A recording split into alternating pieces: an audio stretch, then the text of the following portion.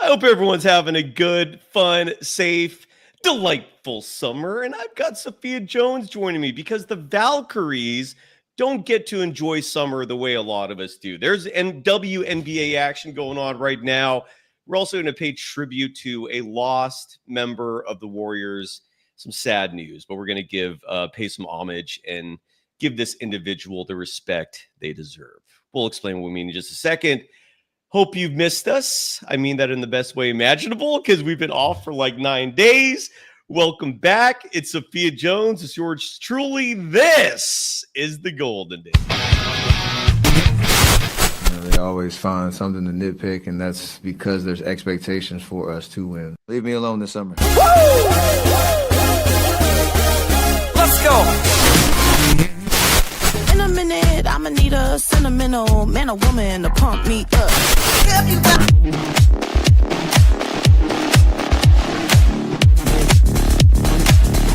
Oh, I missed that.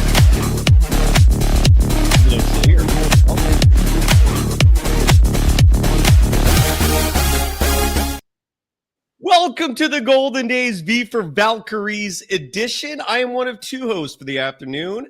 First up is Sophia Jones. Right next to me, you could follow her on Twitter at Sophia Jones_2. She is your color analyst, radio broadcast edition for your Golden State Valkyries. You can follow me, Cyrus Saatsaz, on Threads and Instagram at Dog Wild. Over on Twitter, my handle is Surf Journalist. The program's on both platforms at Golden Days Pod. We're going to get into the sponsorships in just a second, but I want to first just check in because it's been a little while. Raymond Solis is actually joining us right now live saying hi. Hi, Ray, back to you. Anthony Merkovich is saying we're only here for Sophia. I don't blame you. No, I get it. I totally get that. Those sentiments are actually respected and appreciated because Sophia Jones is that talented. Sophia, how the hell have you been? Good to see you. Yeah, I've been well, just busy with the Valkyrie season, but I can't complain because I love the work. It is awesome work. And I want to start the show off by playing a clip. And this clip is courtesy of your partner, your broadcast partner with the Golden State Valkyries. And that's my good friend, Kevin Dana. He's going to come on the show very soon. And again, when I first heard the news that you two were the broadcast team for the Valkyries, I cannot express enough just the thrill on my part to have like my partner in crime here, my old friend who's been working with me for I don't know how many years with the Warriors, both announced as the broadcast team. I'm elated personally by that news. And Kevin Dana published this call. This was the second home game of the Valkyrie season, which coincided with the second game of the Valkyrie season. And it's going to lead to a talking point about the Valkyries because they're an expansion team. And I don't know if we should be I know this is a weird thing to say, and I'll explain what I mean in just a minute, but I don't know if you want your expansion team kicking ass right off the bat. It kind of reminds me of the Brooklyn Nets this season, a team that their plan was supposed to be tank, but they've got talent, they've got coaching, they want to win, and they actually were making life a little difficult for the front office because the front office is thinking the future, right? Like this is just phase one of a master plan. But the people actually on the court have other ideas. They want to win now. They're not built to purposefully lose games or purposefully play below their talents. No, they're professionals. So, and this was the call of the second game of the season, which again, I thought was awesome because the Valkyries won. You're on this call alongside Kevin Dana, and then I'm going to ask for your feedback from this in terms of just a recap, your feelings on it as a whole. But this was the final call. And again, you and Kevin Dana are on the radio for these broadcasts. Odyssey, I believe 95.7, The Game in the San Francisco Bay Area, in addition to the radio network, in addition to streaming. That's how folks can listen to you and Kevin Dana. This was the final call of the Valkyries beating the Mystics 76-74. 4.7 to go, and they got a foul. They don't. Thrown ahead to Carlo Waits. He will lay it up after the buzzer, but the Valkyries win 76-74. And the first win in Golden State Valkyries history. 76-74. Like you said, as the Valkyrie violet confetti is raining down here in Chase Center. Oh, the fans are loving it. What a win here for Golden State, who improved to 1-1 on the season and hand the Mystics their first loss of 2025. And this is where Kevin Dana is a pro. Like, he knew exactly when to pull back and let you add to the broadcast. You're a recap of that moment of the Valkyries' first win of the season. I know that was a week ago, but it wasn't that long ago. It was just a week. How was that experience for you? It was surreal. I feel like it's so cliche continually mentioning how historic everything about this season is, and that win, you could just feel it.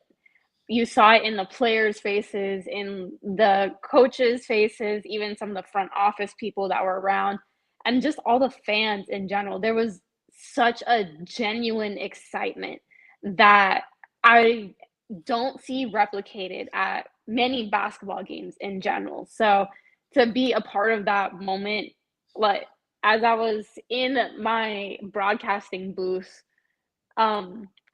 just overlooking the entire crowd and court, seeing everything and just like soaking it all in. It was amazing. It was just, I'm speechless to be able to have witnessed that and to be a part of that as well.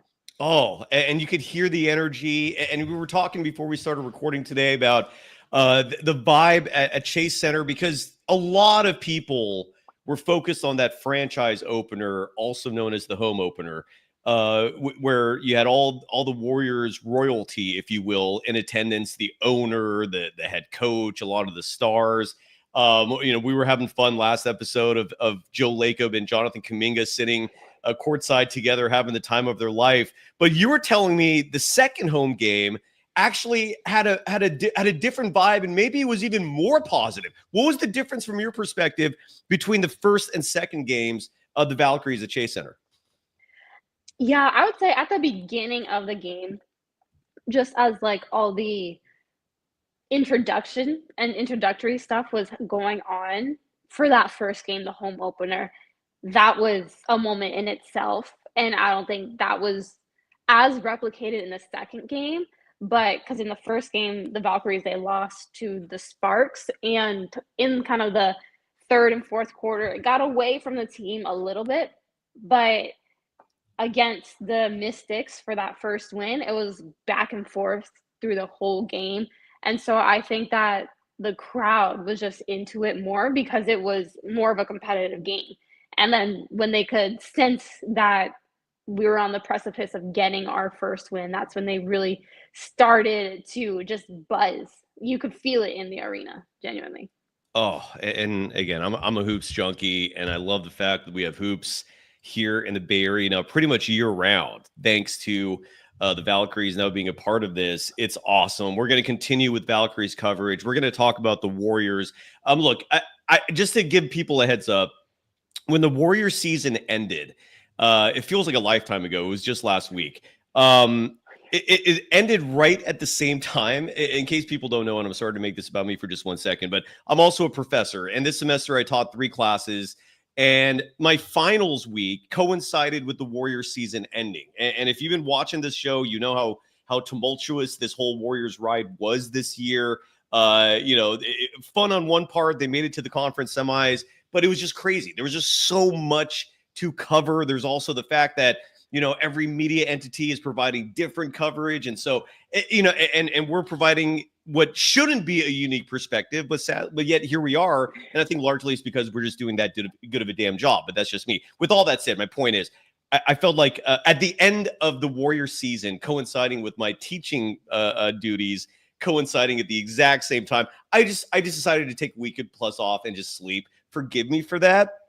I just needed to decompress, even got a haircut, trimmed the beard, Mom. So I hope you're happy. So here we are. And thank you for your patience in waiting for us to commence the program. So while we were away, the Valkyries played 5 games. We're going to talk about that in just a second. The Golden State Warriors also experienced a tragedy. And it's maybe tragedy is the wrong word, but it was just a sad occurrence. And we'll explain what that was in just a second after we give some love to our sponsors, because we thankfully have not one, but two entities funding our operation today, which we are eternally grateful for. First up is Decades, a band, a cover band more specifically, that is available for your event, whether it's a wedding, whether it's an anniversary, whether it's a birthday, whether it's maybe a corporate fundraiser. Think of the good old-fashioned Catalina wine mixer from one of the greatest comedies ever, Step Brothers. If you're looking for your version of Prestige Worldwide to play some live music for your event, we've got that covered for you. They're called Decades. Go to decadesofficial.com or visit them on social media at Facebook or Instagram at decadesofficial. They are available for your event. And just to give you an idea of how professional this band is and how rockingly awesome this band is, this is their full-time job. They would not be doing this on a full-time basis if they weren't good at it. And they're so good, in fact, that Eddie DeBartolo, the man who was running the 49ers, owning the operation before forcibly handing the team over to his sister, before that happened, he won 5 Super Bowls, and he hired this band to come to his estate at Montana and play an event. This band, Decades, is also playing every Niners pregame party for all their home games next door at Great America. They're called Red Zone Rallies. Decades is playing those events. They play, again, all the types of events I listed, and they could be there for you. Email Kyle at atomicmusicgroup.com. Again, Kyle at atomicmusicgroup.com, or go to decadesofficial.com. Hire Decades. Billy DeBono, the man, their drummer, who I talk with on a regular basis, he's a Golden Dazer. He's a Niners fan. He is an awesome dude, and so is their band. Hire them today, Decades, and thank me later, because you will be satisfied with their performance. Today's episode was also brought to you by BetOnline, the world's most trusted betting platform and your number one source for your sports betting action. Baseball is in full swing right now. The WNBA is in full swing right now. You can bet on all of that just by going to BetOnline, with the largest selection of odds on everything from the NBA, NHL, UFC, and so much more. We also got the French Open of tennis going on right now. BetOnline remains the best online source for all your sports wagering information. BetOnline, the game starts here. So we go back to the program, and I'm still giving Decades some love on the screen here. Sorry about that. Sad news, but this is the type of news that's sad. It's a part of life. 13 years for a dog is a good run. Rocco Thompson, rest in peace. And again, this is news that the reason why I backtracked and calling it tragic is because 13 years is a good run for a dog. But the Warriors don't have a mascot, Sophia. Some teams have mascots. Do the Valkyries have a mascot? I know the Warriors. Yeah, go ahead. Sorry. Yeah, the Valkyries actually do not. I believe, I don't know if it's still up, but at one point there was a posting on LinkedIn for a mascot. So it could be something that's put. It was on LinkedIn, so it's potentially something that is maybe in the works. Well, I bring that up because the Warriors, I don't think that is fascinating. But did someone tell you to promote that, or did you randomly come across that thing? You know, when I was looking for jobs with the Valkyries, I was checking LinkedIn like every single day. So this was a while ago. It was a while ago. Okay, yeah. okay. I'm not sure if that posting is still up. That's funny. Yeah. So, yeah, who knows? But the Warriors themselves, I don't remember them having a mascot since Thunder. If you're an old school enough Warriors fan to remember that mascot, it was a dude in this, like, I don't even know it's hard to describe. I'll do my best. It's a suit that the guy will put on. He had a mask which was the Thunder mask. I can't describe at all. But the suit made him look way more buff than he normally is. I can't remember if he had a cape or not, but that was the Warriors mascot. And it went away for good reason. So some teams have mascots, right? Like the Bulls have, I think, the most infamous mascot, and I can't remember the name of that guy, but he is hilarious. I think it's his like engagement Benny. with what? Is it like Benny the Bull? Bravo. Yeah. And that's and again, Sophia, that's one of many reasons why you're part of this program, because your NBA knowledge is fantastic. Yes, Benny the Bull. Is he not hilarious to you, by the way? Or no? I don't know. I don't know too much.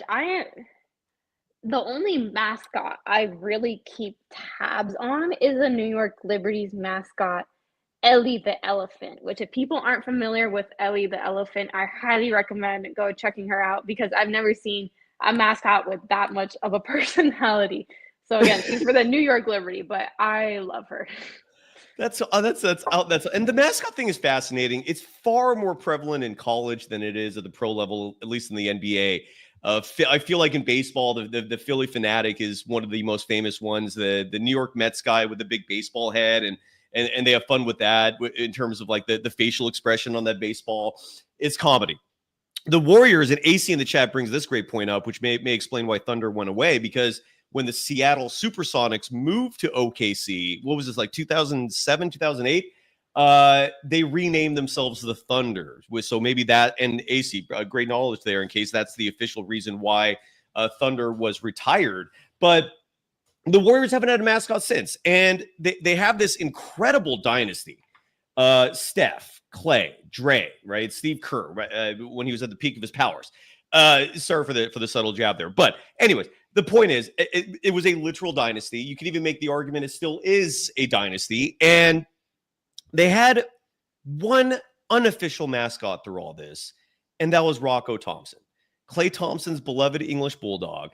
And I'm going to play this quick clip for you folks, if you don't mind. This is going back in a bit of a time machine.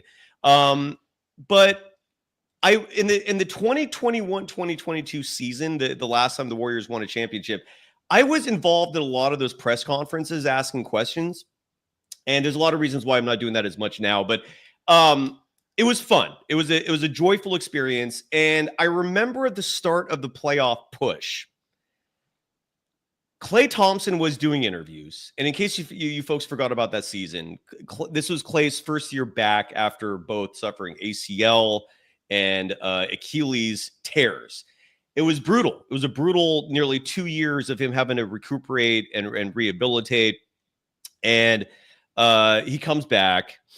And in January, in case you forgot that first game back, he had that dunk, right? And everyone was like a little worried because, he elevated. I think it was against the Cleveland Cavaliers. And everyone, I'm sure in their mind is thinking, Klay, you just came back from torn Achilles, torn ACL, and you're leaping up and dunking the ball. Anyways, he was fantastic that season when he came back. There's no doubt, at least in my mind, that the Warriors don't win the 2022 championship without Klay's contributions. I mean, a lot of players were amazing that year. Jordan Poole really had his comeuppance that season. Stephen Curry, won his fourth title, his first Finals MVP. But at the start of the postseason, Klay was holding a press conference. This was after practice.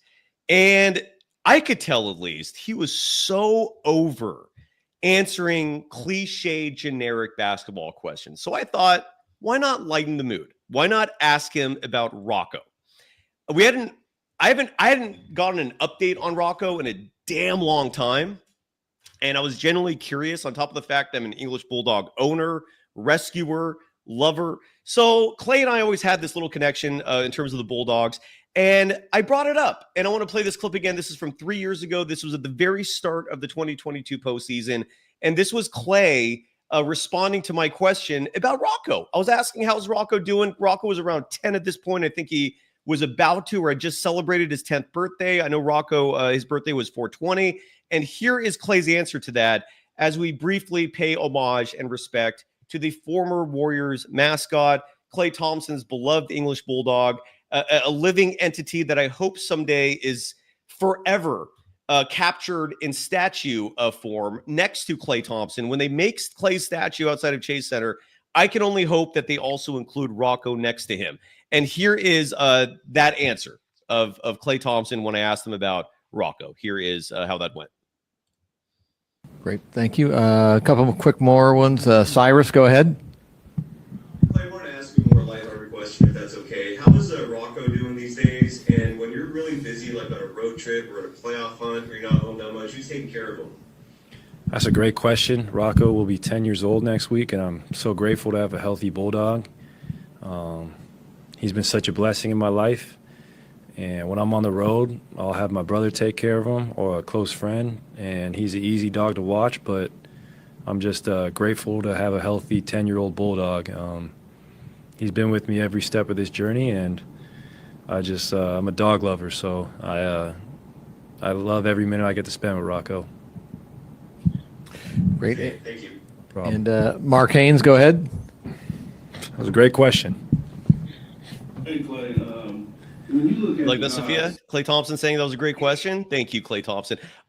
So Rocco, rest in peace. It's again 13. It's a good run, but it's a sad day regardless. And we first learned about this because Klay's dad. I don't know if he hosts a weekly radio show or if he was a guest on a radio show recently. This was yesterday, I believe, where he announced the news. He was one of Rocco's daddies, if you will, because he watched Rocco when Klay was on road trips and whatnot. Sad news, but according to Michael Thompson, Klay's dad, he said it was time. They put him down. He was suffering. I imagine that's what was going on. But R.I.P. Rocco. I've been talking enough. Sophia, take it away. Your thoughts on Rocco and anything else that's on your mind? Yeah, just Rocco was really such a just symbol of that Warriors dynasty. He was synonymous with Klay and like Pete Klay when he was just everywhere, him and his dog on the boat, on the kayak, going to practice. So it's definitely very sad, but like you said, it was probably time. Rocco is probably more comfortable now they can think of, but yeah, just it's almost sad for just Klay. Feels like this year has been a lot for him, and can only hope that I know people have their opinions about Klay and especially just not being a Warrior anymore, but can only hope for the best for him at this point moving forward. Yeah. And Klay Thompson, look, and these are just my sentiments, but to me, Klay Thompson's a Warrior for life. When all said and done, he will be back here. He's going to, hopefully he'll take on a role. Who knows what Klay Thompson's post-NBA career is going to look like. I don't see him being like a broadcaster. I don't know. What do you picture for Klay when he's done playing basketball? Because I don't think he's outwardly enough, if that's a word. I don't know if he's what are the two personality types? Is introverted and extroverted? Probably. Yeah. What's that? It was probably extrovert that you were thinking of. Yeah. Yes. Yeah. I don't know if he's extroverted enough to be a broadcaster. I could be wrong on that, but what do you see for Klay when his career is done actually playing? I could see him taking the Tim Duncan route, just like kind of disappearing for a little bit, doing his own thing. His father is Bahamian, so I could see him going back to the Bahamas and just chilling there for a while, honestly. Yeah. Yeah. Oh, absolutely. He's always exhibited to me the ultimate values of The Bachelor, right? Like a man who is uninhibited. It was him, his dog, his friends, his family, basketball. He added exorbitant wealth. I'm sure the PS5 plays a factor in this. He's just like, that's his style, man. And I love it personally. To me, it's like he's just LIVIN in it, baby. And more power to Klay Thompson. You're right. I do foresee a similar path where soon after retiring, he just chills for a bit. Maybe goes to the Bahamas. I don't know if there's waves in Bahamas. I know Klay's not an actual surfer, but I can see him actually trying to pick that up. That sport up when he retires. But I do think ultimately there's going to come a time where he's going to feel restless and he's going to feel like, all right, I'm Klay Thompson. They're going to make a statue of me outside of Chase Center. I could be back involved in the sport I love, and the Warriors will have me. So I could see that happening, but that's just me. Who knows? Interesting thing to think about. But Rocco Thompson, R.I.P. And this shirt I'm wearing today, that is my former dog, Indiana. R.I.P. to him. He was my boy. And then my current dog, Bubba, and I played this little clip here from time to time. Sorry if the show is so like unserious today in terms of basketball content for me, but I play this clip sometimes for the audience. Usually I play this when I feel like I'm getting the topic is getting boring or tiresome. I play this clip. Sound, by the way, is literally him snoring. I recorded. That's how he sleeps, right next to my head every night. And for some reason, it's peaceful. But it's Bubba's birthday today as well. So happy birthday, Bubba.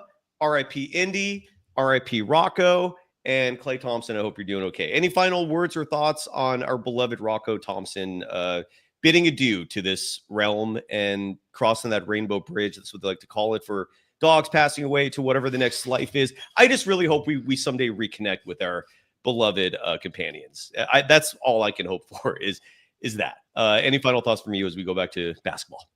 No, I agree. And just hoping that, or you have to think that it was time and that they're in a better place now.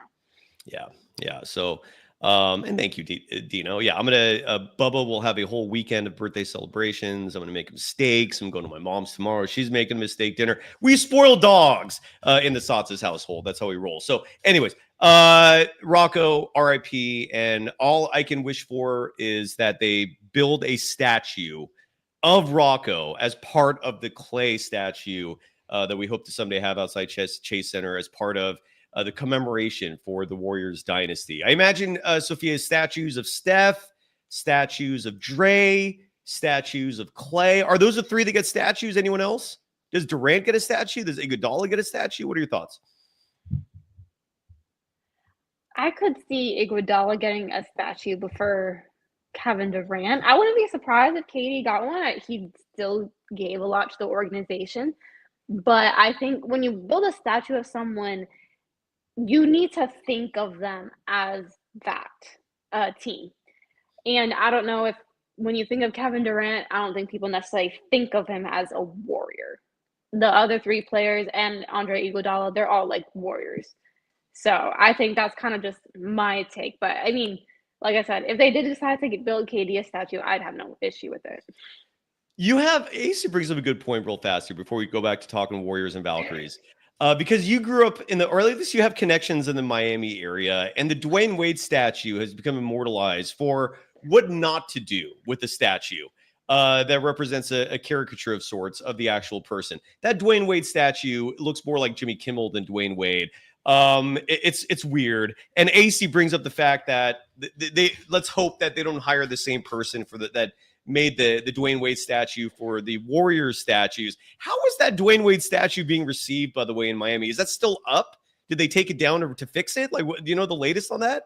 I haven't heard anything. I don't know any updates, but Dwayne Wade's face said it itself. I think when they unveiled it and he looked at it, he was expressionless because he didn't want his true emotions to show, because that statue was just not it. No. Yeah, I'm hoping that despite parts of San Francisco and the Bay Area selling its soul to tech and AI, I'm hoping that the artistry is still there within the city, and whenever they do decide to build these statues, they bring that type of people out.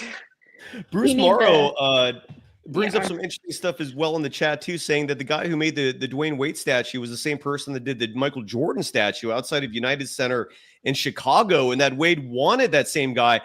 So I guess, look, if you have the magic, it doesn't last clearly, because whatever gift he had went poof and bye-bye with that Dwayne Wade statue. So, yeah, something tells me if you hire that guy again, Rocco's going to look more like a German Shepherd than an English Bulldog. Let's hire the right person, please, with the statues, because that Dwayne Wade one was a mess.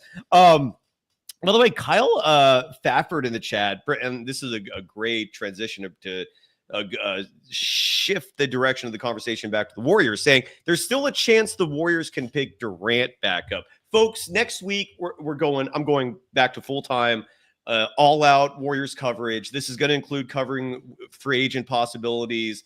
Yes, I'm going to recap the wild Steve Kerr media tour that's been going on for the last 2 weeks. There's a lot to break down there, but I want to keep it simple for today's show, Sophia, and bring this up, which is that Kyle, again, Fafford, if I'm pronouncing that correctly, writes, there's still a chance the Warriors can pick Durant back up. There is. You're absolutely right. Like, at this point, who knows what's going to happen? That's the only question I'm going to ask you, Sophia, is of all the chatter going on in the NBA right now in regards to player movement, something tells me this is going to be a rocking offseason. And that's part of the reason why I took a week off, because I want to be energized for the good stuff here. And there's going to be a lot of good stuff coming soon. But early reaction, Sophia, from you for the Warriors and the offseason. Like, are there any players out there that catch your eye? Do you think the Warriors should just stand pat and just continue the model, which is that you're developing the youngsters and now maybe they take a bigger role? Maybe Steve Kerr is, he's got an about face when it comes to Kuminga. He said he'll play him more if they re-sign him. What do you want the Warriors to do, and what do you think they're going to do? Sorry for the hard question, but hopefully that's not too difficult. No, I think what I want the Warriors to do and what my dream scenario would be Giannis Antetokounmpo. I've been talking, I think regardless, the Warriors are going to look to add pieces, and we need to add size. We need to add size. I think that's like our biggest issue, one of our biggest issues right now. And I think Giannis, he gives you so much on both ends of the floor. So that would be like my dream scenario. Giannis has seemed to be open to leaving Milwaukee and open to trade talks. So that would kind of be my dream scenario. Like I said, or I'm not sure on the possibility of it happening.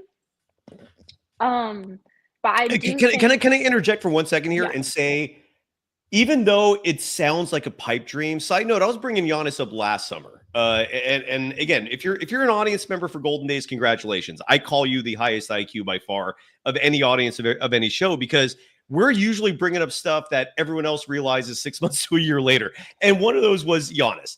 Last summer was when I was begging for Giannis, but unfortunately the Milwaukee Bucks thought they had one more year left in terms of at least appeasing him, pursuing a championship. They never had a chance in hell, side note. And a lot of that came down to roster construction. The fact that Damian Lillard, at what is he, like 34, 35, he just can't be the number 2 guy for a championship team. I think 3 maybe, but point is, I was hoping for Giannis last offseason. The Milwaukee Bucks had other ideas. They wanted to give it one more try. They gave it one more try. It did not work, as we said. Now, look, Giannis was in the Bay Area last week for some Google event or some tech event. He said previously he likes to play with Stephen Curry.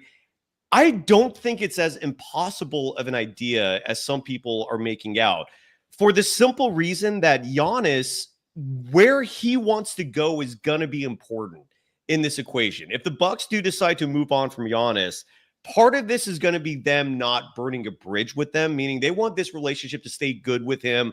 They want to make him happy. Obviously, they're going to do what's best for the franchise as well. But with all that said, I don't think it's in the realm of impossibility for the Warriors to come up to the Bucks and say, look, Giannis wants to come here. Let's say this is provided the hypothetical scenario is Giannis wants to be a Warrior. I don't think it's in the realm of a possibility for Dunleavy Jr., for Lacob to tell the Bucks, look, he wants to come here. We've got Kuminga, we've got Moody, we've got Podziemski. So you not only have 3 young pieces that can make us severely regret trading these guys, right? I mean, that is a very real possibility if they do that, but it's for Giannis. You'd have to take that swing. And my point is, the Warriors also have 4 draft picks they can trade, first-round draft picks. I don't know if they send all of those for Giannis, but I could see them making a big move. Entire point of all this rambling, I think there's a reality to this. I think Giannis to the Warriors is very plausible. Now, do the Spurs have more to offer? Yes. Same goes for the Rockets and a few other teams. But Giannis's wishes are going to play, I think, a huge role here. And if he says he wants to go to the Warriors, I do think the Warriors have a package that is enough to bring him in without gutting the entire team.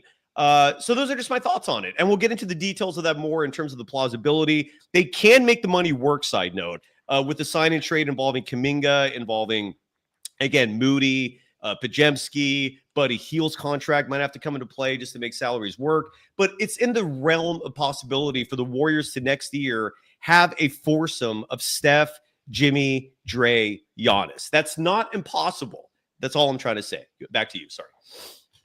No, what you were saying, just with how the Bucks might want to, probably will honor Giannis' wishes on where he wants to go. That makes a lot of sense just because of how much he's given to the organization. And Giannis has been open about wanting to play with Steph. I think his personality would thrive in a big market as well. I think he's expressed wanting to go into a bigger market. The Bay Area is one of the top 4, I think, in the country. Correct. If I'm correct. Yeah. It is. It's number 4. Yeah. Like San Francisco and Dallas, they oftentimes flip-flop. I know Philly sometimes comes into play, but do not mistake the aspect of money and influence, right? The Bay Area has that tenfold over these other markets. Population-wise, they vary. They're all comparable within I think 10 to 15 million is the market size. Yeah, so San Francisco is 4 is a safe thing to say. I would agree with that. And just considering he's from Europe, I think after being here and living in San Francisco, the city is very diverse and international. I get a lot of like European influence and vibes here. Oh So yeah. I think he's building a family as well. The area has great politics and schools. I think that if they really play it by his wishes, I could really see Golden State being one of the teams on the top of his list. Absolutely. I hold now. Here's the downside to it though. And Bruce Morrow is on point with this. For this trade to happen, I actually don't know if the multiple teams aspect of it would be necessary. But there is no denying that if this trade does happen, the Warriors are in a 1,000% win now mode, because you're completely decimating your entire roster for 4 key pieces, all of whom are above 30. So that's a huge risk. For Giannis, Sophia, would you do that? Would you gut your entire team for just a 20, 25, 26 win now, like all or nothing scenario that would, in hindsight, after the fact, would be disastrous potentially, but for at least this next year or two would be amazing? I could see him doing that. I think that the Bucks have not been in the similar position that they were when they won the title a couple years ago. He could be tired of being on a team that just isn't really competing. And the Warriors, if he goes there, he would 100% be. And also, like, if he thinks about it in a way where once those players, older players, retire, and if he still wants to continue with the Warriors, then that could be his team as well. Good call on that. You're right. This would be the Warriors. I'm sorry, a Giannis focused Warriors franchise at that point. We shall see. And again, we're there next week. There's going to be a ton of coverage on that from yours truly. I'm going to be spending a lot of time in terms of presenting what ifs, potential players out there. Part of the reason why I'm holding back a little bit on doing shows like this at this point is because the postseason is still going on, and oftentimes the teams that go this far only to not make it, the New York Knicks, a prime example, they will have pieces that might end up being interesting, intriguing for the Golden State Warriors. Karl Anthony Towns is one, for example, who might be available after this postseason. If you're the Warriors, is that someone you're interested in, right? And you don't have to give up the farm for Karl Anthony Towns, whereas for Giannis, you're giving practically everything up. We'll provide all that coverage and then some.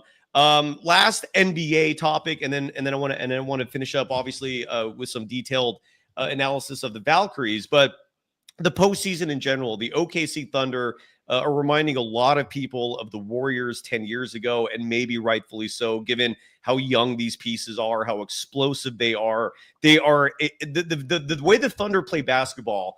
They're a split second ahead of their opposition right now, on both sides of the ball. Defensively, they're in your face before you even get the ball.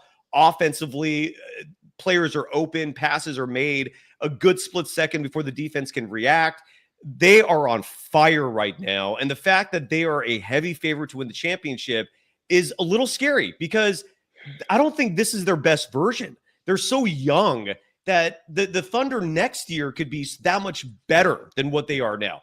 This is a potentially frightening proposition. Watching the Thunder, a side note, a team that, which is so frustrating. The Warriors were built to beat this Thunder team. Side note, the Steph injury, the way he was utilized in that first round is frustrating. If you're frustrated, I get it.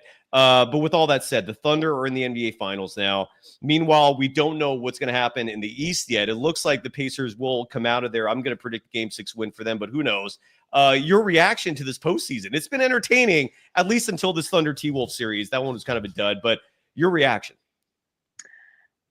Yeah, I've been so entrenched in WNBA, and a lot of our Valkyries games have been at the same exact time as the playoff games, so I haven't even had that much time to watch.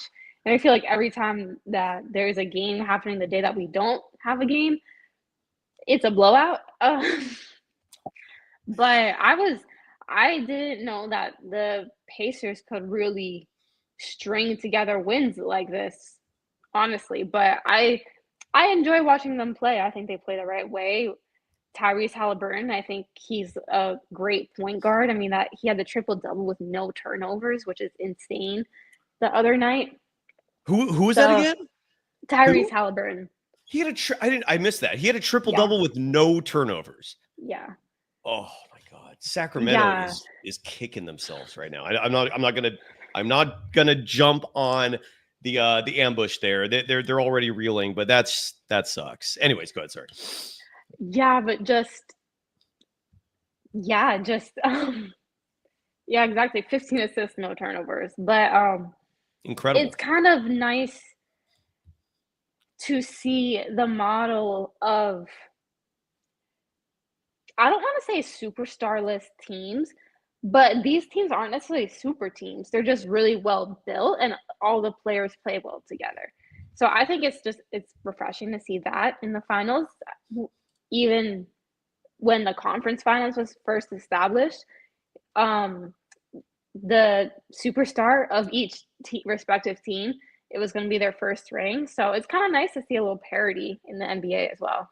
Oh, it's here. And I'm very curious. If it is a Thunder Pacers final, I'm going to be curious to see what those ratings are, because I don't know if that's good for business. We shall find out.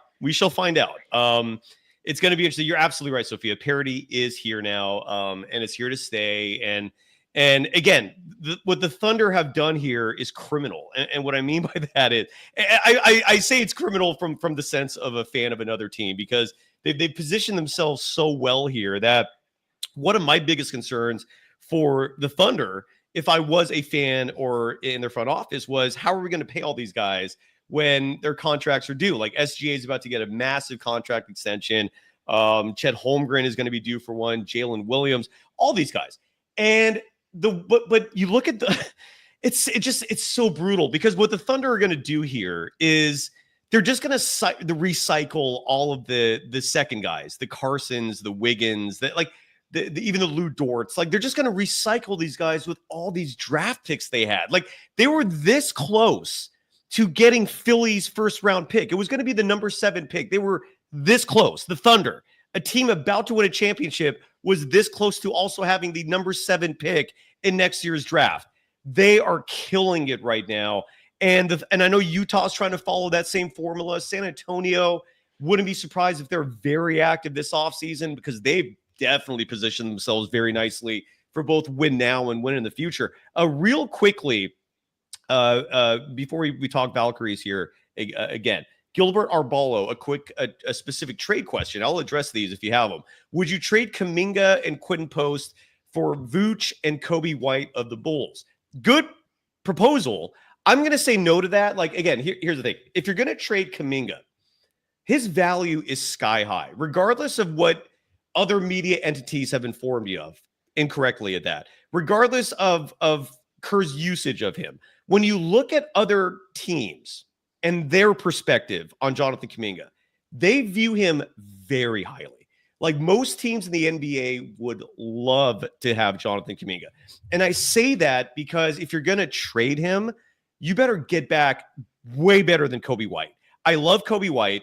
I think he's a damn good player. He's going to be a very serviceable 2-guard in this game for a long time, but I don't know if he's going to be an all-star ever. Might be, but I don't know that. And the fact that I can't answer that concretely is all I need to know to say no to a trade for Kuminga. If you're going to trade Kuminga, it better be a damn good player coming back. Giannis, you've got my attention. Jaylen Brown of the Celtics, you've got my attention. There's a few names out there that I absolutely would consider it, but Kobe White is a stretch for me. And I understand Vooch brings value too, but he's also older. I'd rather have Quinton Post than Vooch at this point, given the age difference. That's my thought on it. Your thoughts, Sophia? I'm in agreement, especially when you consider, I would hope that Quinton Post shows development as well, specifically in the weight room, and probably putting a little bit more muscle on to be able to compete down low. That was kind of the main thing that was holding him back this season. So just considering the improvements that he can make, and then I wouldn't really say Kobe White and Jonathan Kuminga that's an equitable trade. At this point, and this is not to say that Kuminga's, at least, and again, this is just all my opinion here. I'm not saying that Kuminga is better than Kobe White at this point. He probably is, but I'm not saying that. What I am saying is exactly what you just said. In terms of trade value, Kuminga at this point, his value is sky high. A lot of teams would be willing to give up a lot more than Kobe White. AC brings up an interesting point here, which is that Kuminga has no real trade value unless he has a contract. And this has been mentioned. I think Anthony Slater reported this as well recently. And again, I'm going to bring on cap experts. We're going to go into details of all of this next week and in the weeks to come. But the rule that people keep bringing up with Kuminga, and this is part of the new CBA, is that if he does a sign and trade, if the Warriors sign and trade him, the one of the rules is that this is a complicated rule. I think the way it goes is the anything above 50% of Kuminga's value in terms of what you're getting back. If you go above 50%, meaning let's say you sign and trade Jonathan Kuminga for $30 million a year, and you trade him in a sign and trade. If you bring back anything more than $15 million, anything more than 50% of that total, it's not against the rules. Like, they could still do it, but now you're hard capped at the first apron. And the reason why I don't think it's as big of a deal as some people say is because the Warriors were hard capped at the first apron last year. Chances are you're going to see every team in the NBA hard capped at either the first or second apron. Would you rather be hard capped at the second apron? Yes, that's an extra $10 million you can mess around with without severe penalties. But they were hard capped at the first apron last year. The first apron's pretty high. If that's the only obstacle to trading Kuminga for a piece you really want, it's not the obstacle you think it is all I'm trying to say. I just wanted to address that part of it real fast. Again, we'll go into the details of this next week. There's a lot to talk about. But for today, I want to shift it back to the Valkyries because right now they're 2-3. Sophia, is there anything you want to add to that? I'm sorry, I don't mean to dominate the time here. Is there anything you want to add or anything? Your thoughts? No, you know what? I'm not that good on the front office stuff for the NBA, so I'm happy to talk some Valkyries now. It's complicated shit, Sophia. It takes a lot. It's exhausting.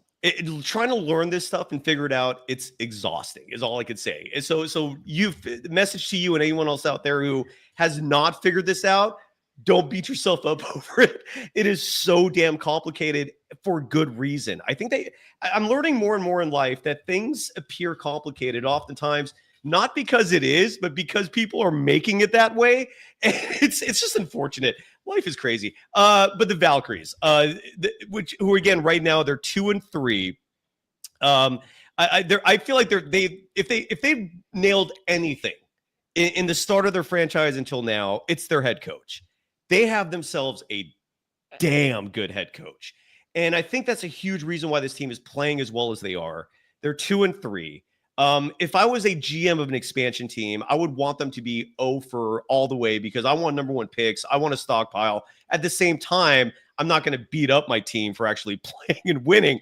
So it's a good problem to have is what I'm trying to say. How have the Valkyries been looking from your eyes, man? Tell the audience and myself, Sophia, what are you seeing from the Valkyries 5 games in with the 2-3 record? Yeah, I'll start with the first thing that you said on head coach Giannis Antetokounmpo.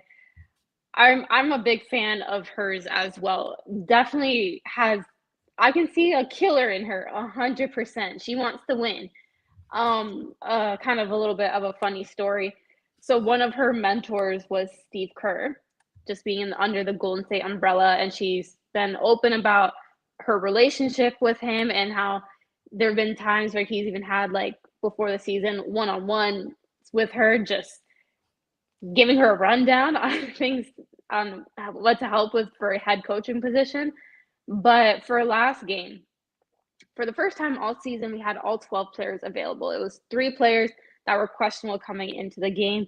It was Monique Billions, Cecilia Zendelazini, and Tiffany Hayes. And so we're thinking this was half an hour before we found out all of them were available, half an hour before tip. And then probably, I think it was after the second quarter, we saw Mo Billings and we saw Chechi, but we didn't see Tiffany Hayes. And so I checked my stat broadcast, and it's updating me that Tiffany Hayes did not dress. And that just really reminded me of a lot of the stuff that Steve Kerr would pull, where he's not giving anything to the media. And I see that in Coach Nakase 100%. She wants to keep all her cards close to her chest. Smart. And I respect Yeah. that, especially as a new team when you kind of have the advantage of opponents don't know what to expect. So I think you should 100% ride with that. But huge fan of Coach Nakase and what she's done so far. I love her energy with her team and her staff. She seems like a really great woman, but just overall the 2-3 record. So we dropped the first game to the Los Angeles Sparks, beat the Washington Mystics, beat the Los Angeles Sparks in LA, and then dropped the last two to the defending champions, New York Liberty. And that first game against the Liberty, it was a little bit of a hard watch. But the second game, we only lost by 5 points. It was 82-77. And there were a lot of positives from this game. Golden State, they held New York to season low, 82 points. That was the first time this whole season that the Liberty have scored under 90. We saw Cecilia Zanelazini for the first time as well. She scored 9 points in 15 minutes off the bench. She is one of the best three-point shooters in the WNBA. I'm pulling up this stat right now on her three-point percentage if I can find it. But she's above 40% all time. So 100% a sniper. And I'm really excited to see her progression as well. But I think that last game, it really showed, well, like whenever you're going up against the defending champs, it's an opportunity to gauge to see where you're at. And for that second game, the Liberty were without their finals MVP, Sophia Jones, but we were also without Tiffany Hayes. So I think it kind of balanced itself out a little bit. But Monique Billings said after the game that it helped to show the team what their standard can be. And when you're going toe-to-toe, like watching the game, they're going toe-to-toe with them the whole way. There was a point in the fourth quarter, I think we had maybe a 3-4 point lead, but New York, personally, the homer in me thinks that they got a favorable whistle. Brianna Stewart was 15 of 19 from the free throw line. That was a little just not fun to watch as a Valkyries fan. But I think that the Valkyries have shown a lot, and they have a couple more tests coming up. The runner-ups last year, Minnesota Lynx, is our next matchup. And then we go on the road to play the Phoenix Mercury and then come back home to play the Las Vegas Aces. So a bit of a tough stretch, but I think the team has really showed a lot. The thing that they probably pride themselves most on is defense right now. And for a new team, when you're still trying to balance and figure things out, if you can have that defense as a foundation, because it consists of so many intangibles that you're not teaching, I think that's a great start because more shots are going to start to fall. More things are going to start to open up. The Valkyries, they even had 25 assists last night. That was a season high for them. So I think that the offense is really starting to come along and look great. But again, a couple of tests coming up, but I think that they're still in a good spot right now. Absolutely. And again, from my perspective, you do not put expectations on an expansion team, right? It's year one. Like no matter what happens, all you're doing is building and hoping for the best. And when the good things happen, you appreciate that so much more than I think you normally would. If the bad things happen, you're an expansion team. It's normal. It's par for course. So the Valkyries have been on a brief road trip here. They're coming back home tomorrow. This road trip included a win over Kelsey Plum's LA Sparks. And again, they just had a back-to-back set against the defending world champion Liberty. And I thought they played fantastic the second game. One stat that I look at for the Valkyries, and I know there's a few chat questions pertaining to the Valkyries as well. I have highlighted those, and I'll get to those in just 1 second. But the team stat-wise, and again, you're teaching me so much about the WNBA. So please let me know what your thoughts are on this particular stat that I looked at when I was looking at the Valkyries. And I thought, okay, this is a category that they can improve on considerably. And I don't know if this is expected. I don't know if this is a department that they do need to improve on.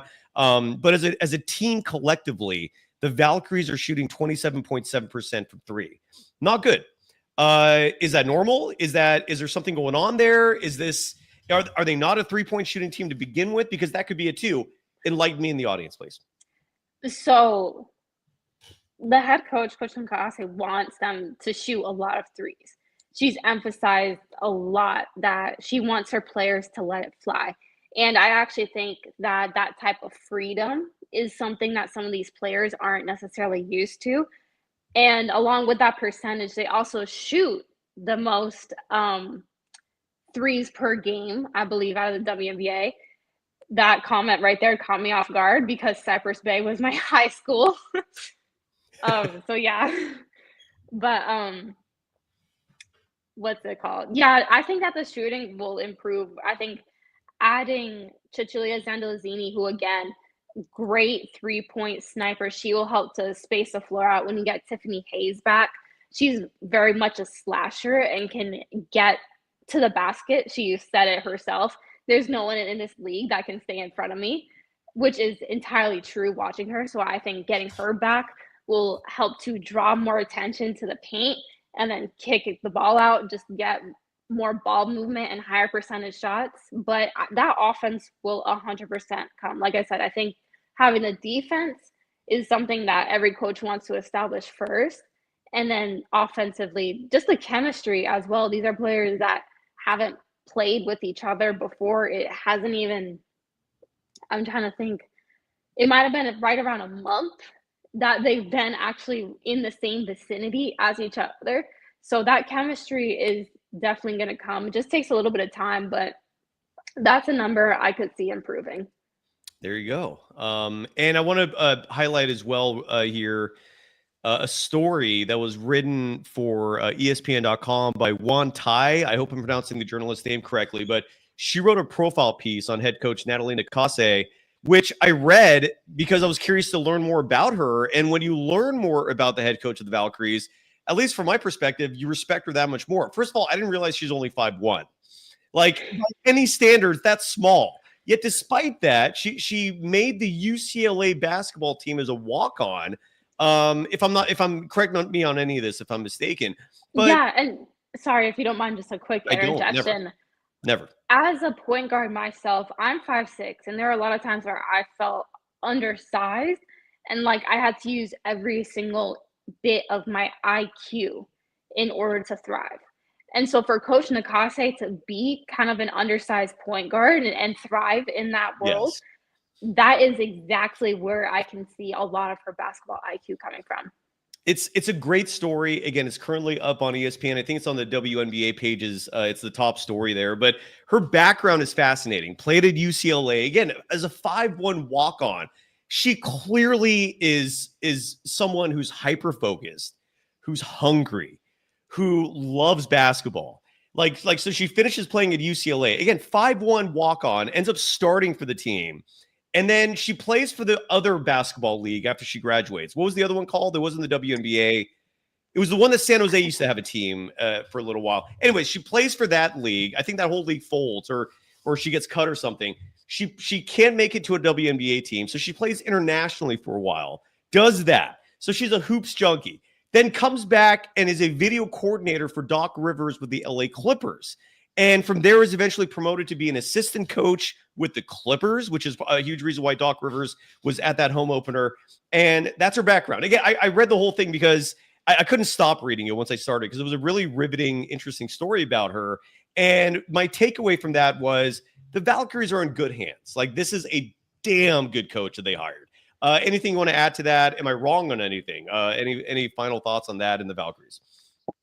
No, you're not wrong. And even after the Clippers, she served in Becky Hammond's staff with the Las Vegas Aces. And for people that aren't familiar with Becky Hammond, she also was a coach on the staff with the San Antonio Spurs under Greg Popovich. So a lot of lineage going on there for head coach Natalie Nakase. But I think one of the most important things that I also have caught from being around her and seeing the way that she just talks about her players and the organization is she really cares about the human aspect of everything. And she talks so much about humanizing her athletes and like having that relationship with them.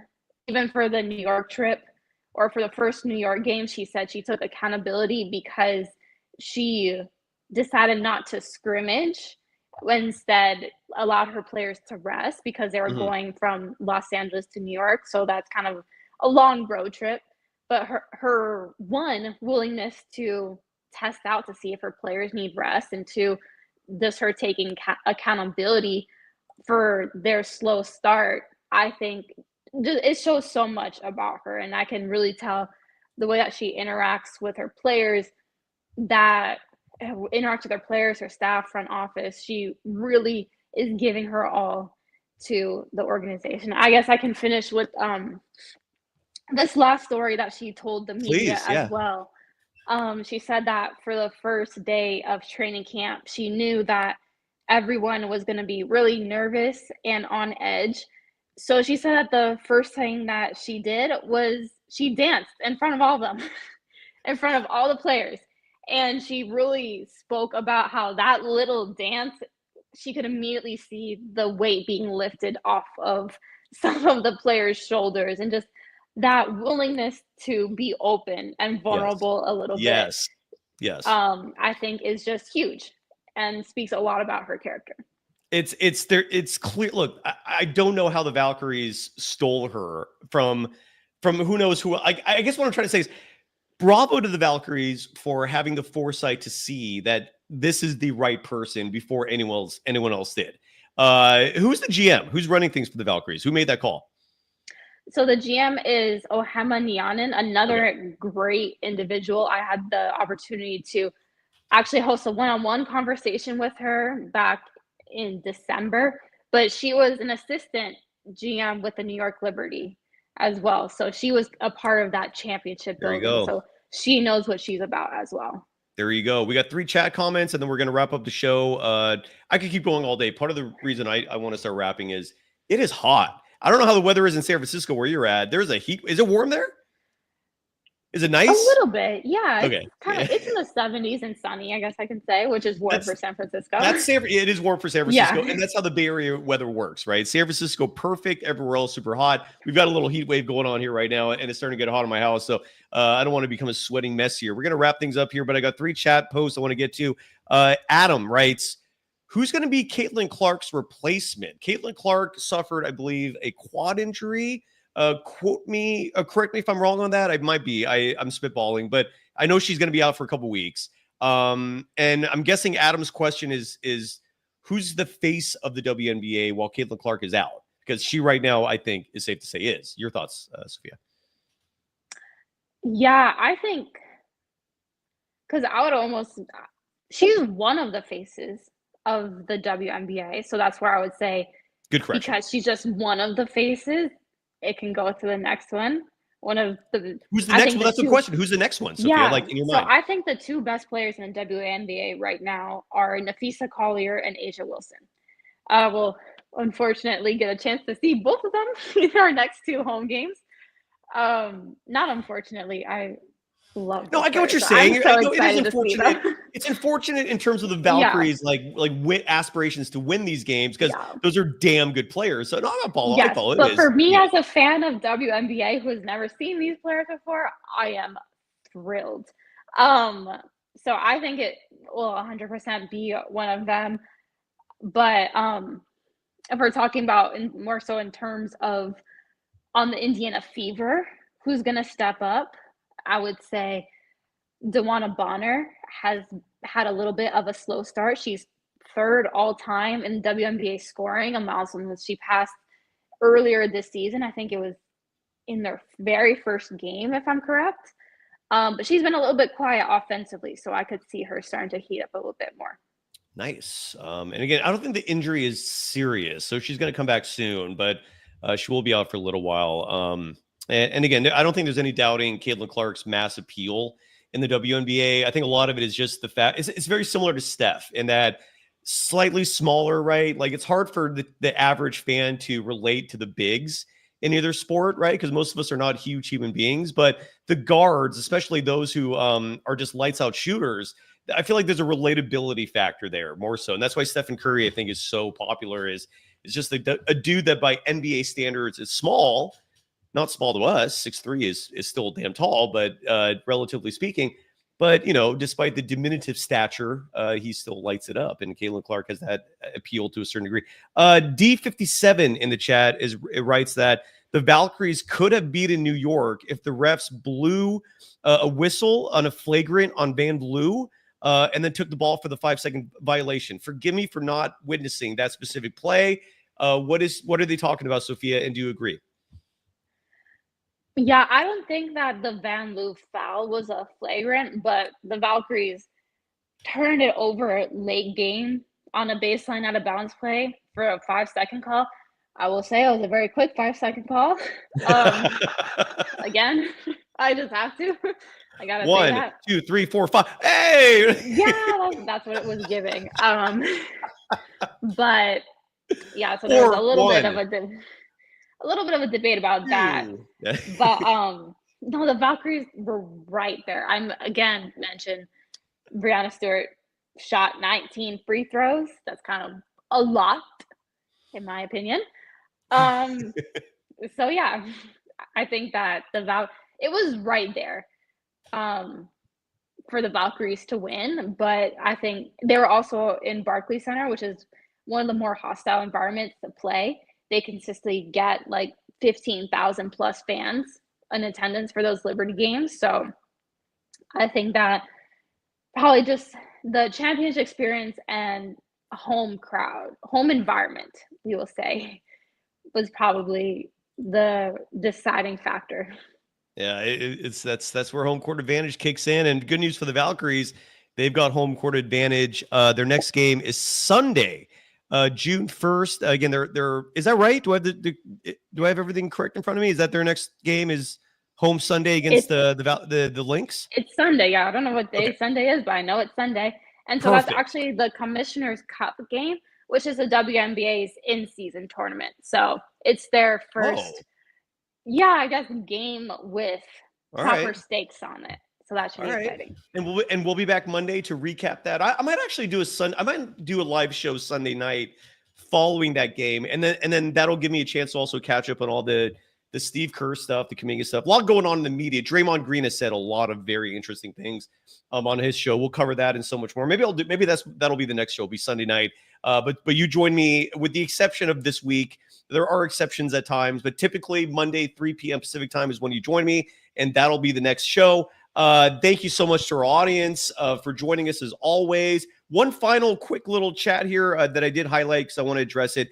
Stoney writes, Jonathan Kuminga sign and trade for Trey Murphy of the New Orleans Pelicans. Now you're talking. I don't know if I do that, but that is far more plausible, realistic, and even, I think, than a Kobe White trade. But maybe even that's not enough. I don't know. I need to think about that one for a little bit. But what I will say is I wouldn't hate that if that trade ends up happening because I do love Trey Murphy. Your thoughts, Sophia? I'm with you. I don't think I would hate it either. Yeah. It's get a lot of size back, which I'm all about. Yeah, exactly. Yes, I do work with Morgan Reagan. I'm obsessed with Morgan and Dusemo. Love them. Nice. And they're the TV side. You're the radio side for these broadcasts, right? She is a pro's pro. She is very good. Love Morgan. That's my big sister right there. Oh, there you go. Well, there you go. Awesome. And again, RIP Rocco. Klay, hope you're doing okay, man. There's no easy answer for how to deal with a pain like that other than just time and healing. I hope his grieving process is going okay. Otherwise, I think we're done. Are we good, Sophia? Did we cover everything? Thumbs up. You can catch Sophia Jones on the radio broadcast Sunday night. Tip-off is 5:30. When do you start? Is it 5:15, 5? When do you start right at tip?